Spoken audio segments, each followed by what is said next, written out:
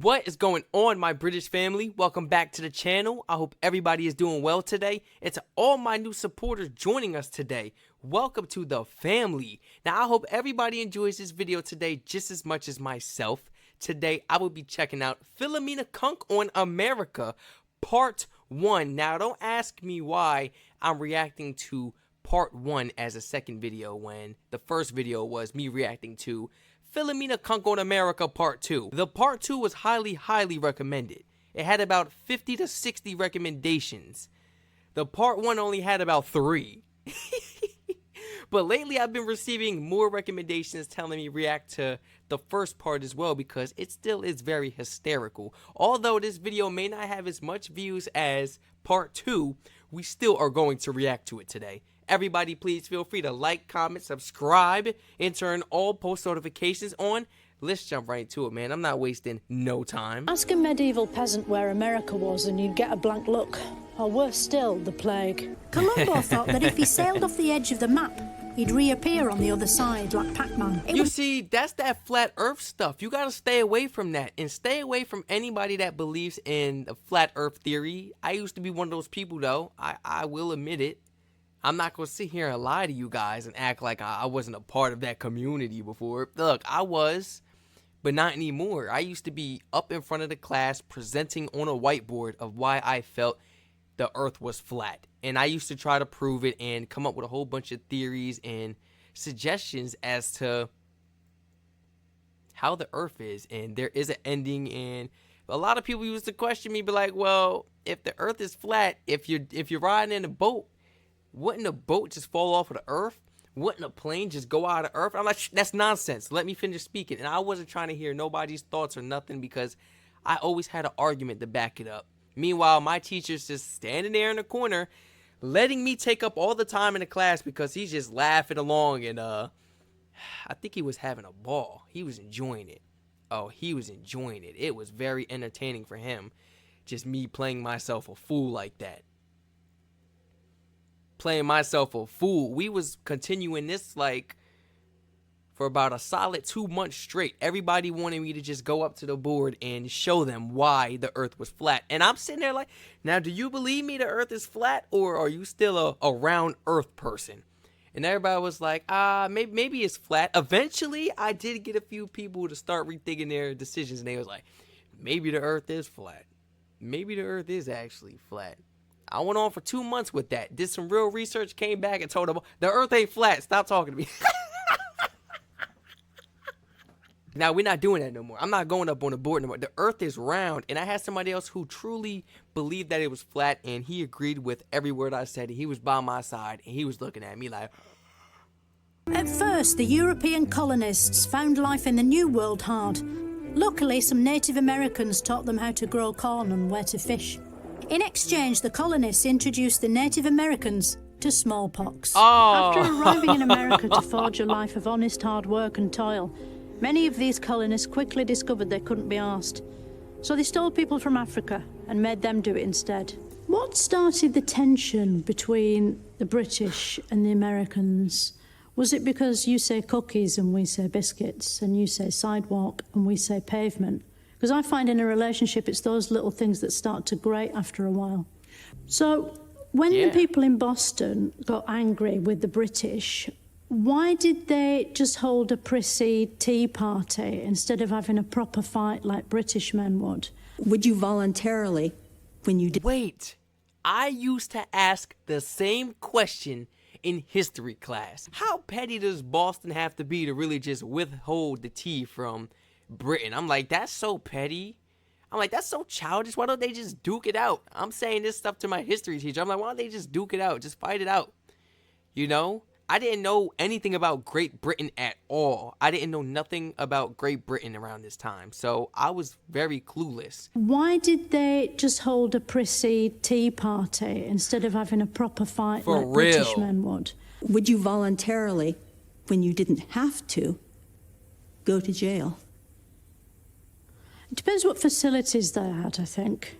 I ain't going. the leaders of the 13 colonies decided that they didn't want to be called British anymore, but Americans.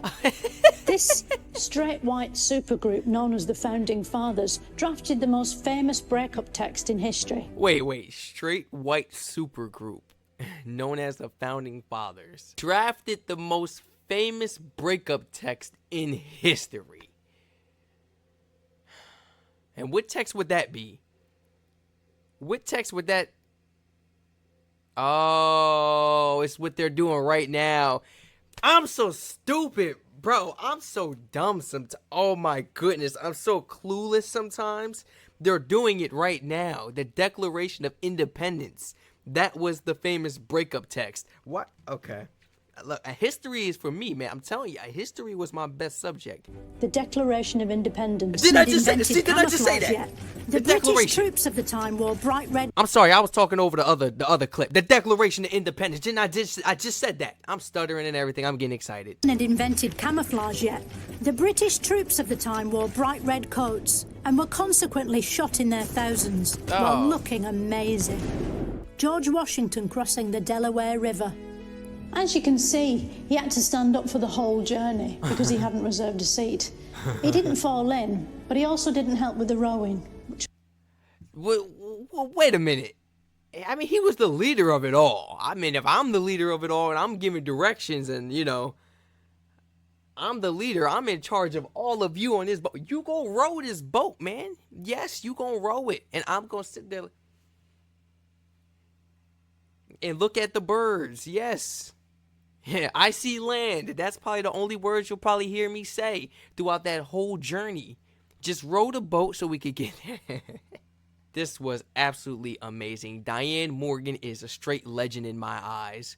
I would love to actually check out some more of her work other than just her comedic work, because I believe that this woman, this talented woman right here, is actually an actress. She went to acting school, and she's actually a writer as well. A lot of these comedians tend to be writers. Now, I don't know if they have that writer's title because they write their own jokes, or maybe they write novels, poems, books, whatever. I'm interested, though. And if they're definitely writing these jokes themselves, that's even more creative, because it's hard to make people laugh and to write jokes without them sounding corny. They can sound good in your head, but when you get on that stage, it's probably like, oh, this woman is very talented, and just to be able to keep a straight face while having such a great sense of humor is phenomenal, man. She has like a nonchalant type of attitude, and it's truly amazing how she's able to just keep that straight face while telling these jokes, because if this was me telling these jokes,